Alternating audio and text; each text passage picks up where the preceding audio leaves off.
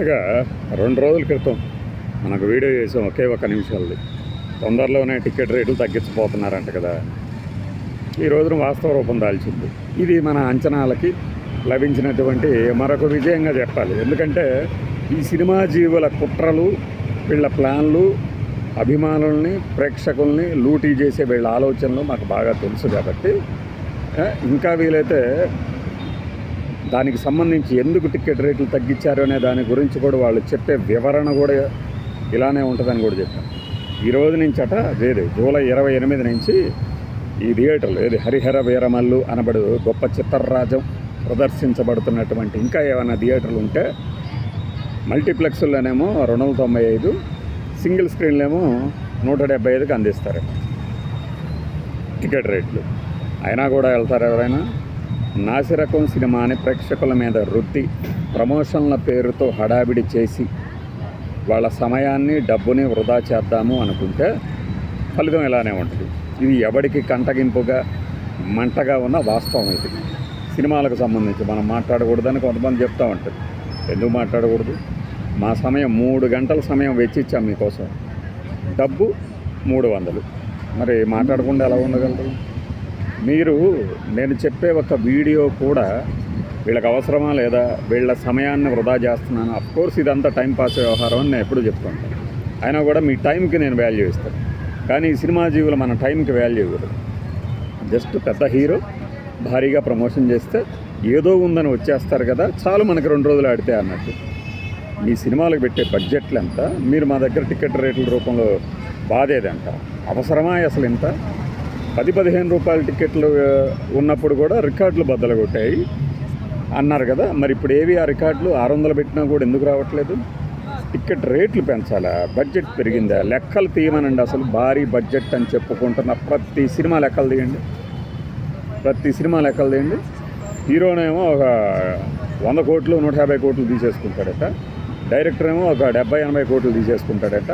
Cinema మొత్తం budget ఏమో 300 కోట్లుట. ఎంత ఖర్చు పెట్టినట్టు? దీనికి జగన్మోహన్ రెడ్డి చేసిన విధానం కరెక్ట్ అన్నమాట. హీరోను ఈ డైరెక్టర్ల రెమ్యునరేషన్ తీసేసి, హీరోయిన్ల రెమ్యునరేషన్ తీసేసి మిగిలినదే బడ్జెట్ కింద చూస్తామనేది కరెక్ట్. అది ఎవరైనా సరే, ఈవెన్ రేపొద్దున చంద్రబాబు నాయుడు అయినా, రేవంత్ రెడ్డి అయినా కూడా అదే పద్ధతి ఫాలో అవ్వాలి.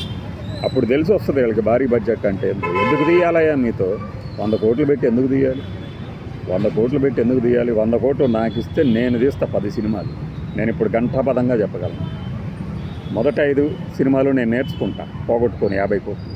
మిగిలిన 5 సినిమాలు 2 సినిమాలు యావరేజ్ చేస్తా, తర్వాత 3 సినిమాలు హిట్లు చేస్తా. నాకు ఆ నమ్మకం ఉంది. నువ్వు తీయ అంటున్నాడు కదా, డబ్బులు తీసుకొచ్చి పెట్టమనండి. ఎవరినైనా సరే డబ్బులు తీసుకొచ్చి పెట్టమనండి, తీస్తాను. అంటే ఎంత క్వాలిటీ కంటెంట్ బయట ఉంది, ఎంత యంగ్ పీపుల్ ఉన్నారు, ఎంత యంగ్ టాలెంట్ ఉన్నారు.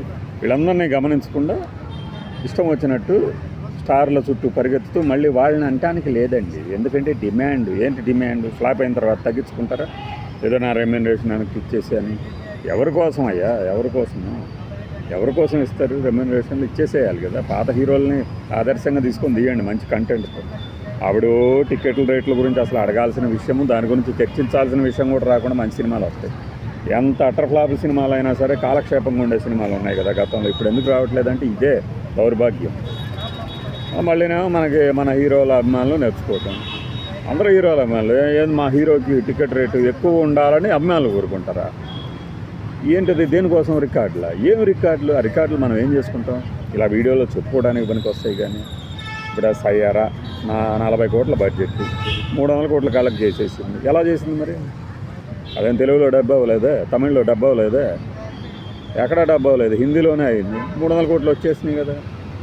ఎలా వచ్చింది? Content, emotion.